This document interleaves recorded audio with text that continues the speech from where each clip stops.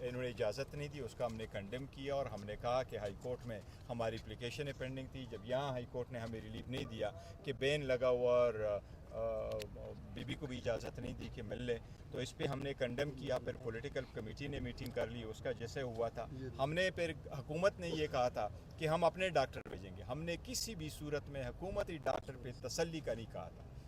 میری بات ہوئی تھی بی بی سی بھی، ہم نے تسلی کا نہیں کہا تھا کہ ہماری تسلی ہوگی، پر ہم پھر بھی کہہ رہے تھے چلو ہو تو جائے کہ ہمارے پاس کچھ آ جائے. پھر گورنمنٹ نے جو اپنے ڈاکٹر بیچ کر کی رپورٹ وہاں دے دی. جو ہمارے پاس آیا، میرے پاس ڈائریکٹلی نہیں آیا تھا، ہمارے پاس کسی کے تھرو آیا تھا، وہاں سے جو ڈاکٹر وہ چلا گیا. ہم نے اس پہ بھی نہیں کہا کہ ہماری تسلی ہوگی. ہمارا مطالبہ پھر بھی تھا کہ شوکت خانم کا ڈاکٹر جائے اور ہمیں اجازت دی جائے تاکہ خان صاحب کے ساتھ ملاقات. اچھا بیرسٹر گور صاحب، پہلے آپ لوگ کہہ رہے تھے پی ٹی آئی کے رہنما کہ خان صاحب سے اس لیے نہیں ملنے دیا جا رہا چونکہ آئینی ترمیم ہے اور 25 کے بعد آئینی ترمیم جب ہو جائے گی تو اس کے بعد ملنے دیا جائے گا، لیکن اب تاحکم ثانی مزید توسیع کر دی گئی ہے. نہیں، تاحکم ثانی وہ 20 تاریخ تک تھی، تو یہ لوگ تو ایسے ہی کرتے ہیں جس طریقے سے بھی ہے. لیکن ہمارے جو پہلے سے آرڈر موجود ہے ہائی کورٹ کے 3 آرڈر پہلے سے موجود ہیں کہ آپ اجازت دیں گے، اور انشاءاللہ تعالیٰ اس مرتبہ ابھی اپلیکیشن فائل کریں گے تو ہر صورت اب اجازت ملے گی. چیئرمین صاحب، آپ نے ملاقات کی عمران خان سے، اس کے بعد ٹکرز بھی چلے ایک نجی چینل پر.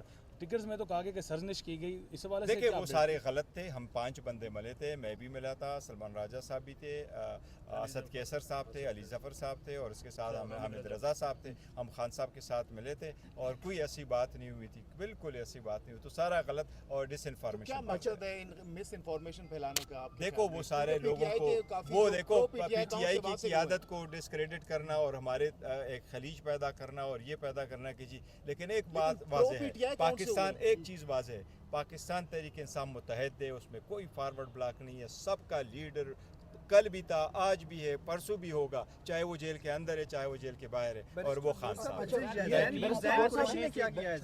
وہ دیکھو اس پہ انشاءاللہ تعالیٰ آپ کو ایک دو دنوں میں کریں گے. کیا ترمیم پاس ہونے سے پی ٹی آئی کو کتنا نقصان؟ دیکھو یہ پاکستان کا نقصان ہے.